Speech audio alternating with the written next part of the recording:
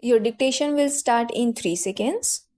3, 2, 1.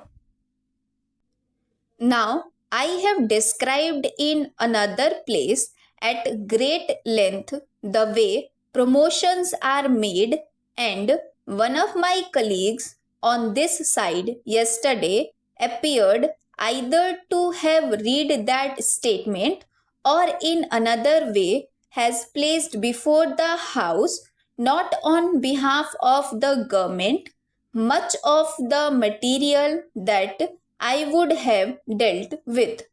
But here, what I want is point out is that these selections are done by well established procedures which have been there for many years and have not been altered.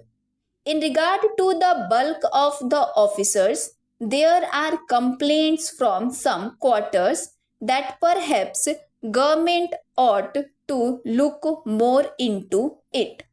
That is to say, it is not a question of too much interference, but of too little interference with regard to the lower levels. But since that point has not been raised, I do not want to raise this problem myself.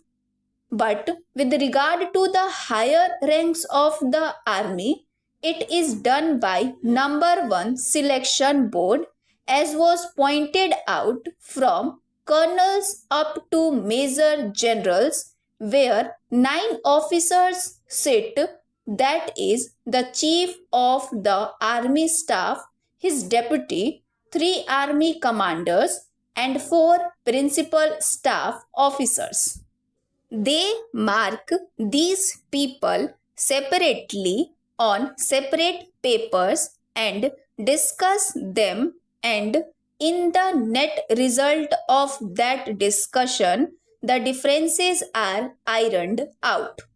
Besides examination of their records, the personal knowledge of these officers by their present or previous commanders who would be sitting round the table would be taken into account. Full stop. Then it comes to the government, and the government, that is the defense ministry, examines them so far as they can from the papers, that is to say, whether the conclusions are warranted by the premises supplied by the books. Full stop.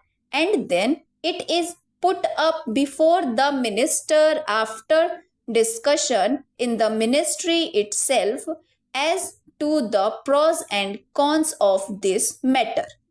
Normally, the recommendations that come from the army headquarters are accepted, and neither in the case that is now spoken about nor in anything else have these recommendations been turned down.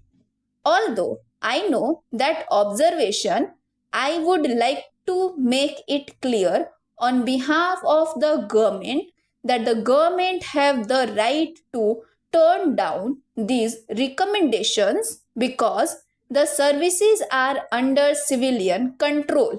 Full stop. It would be a bad day when the government responsible to parliament cannot have the last word in the matter, because it is not merely a question of a soldier being efficient. There may be other matters to be taken into consideration. I am happy to think that no personalities have been introduced, because if the minister were to pursue the same line as those of the critics and drag the officer in, it would not be in his interest. When we go round to the question of seniorities and suppressions, I would like to say that so far as the lower levels are concerned, that is to say, up to the rank of lieutenant colonel, the proportions of selections have remained much the same. There is a variation of 2 or 3% each year over the last 5 or 6 years, but it is more or less a mechanical process. When we come to the selection of lieutenant journals in the Indian Army, it is done not by the selection boards. Full stop. This is done on the recommendation of the Chief of the Army Staff. The Prime Minister offered in the other house on a previous occasion for them to come and see the papers. Rather unusual, but he, as the head of the government, is free to do so. While the offer was open, no one turned up. One person asked to come and we arranged it, but nothing happened.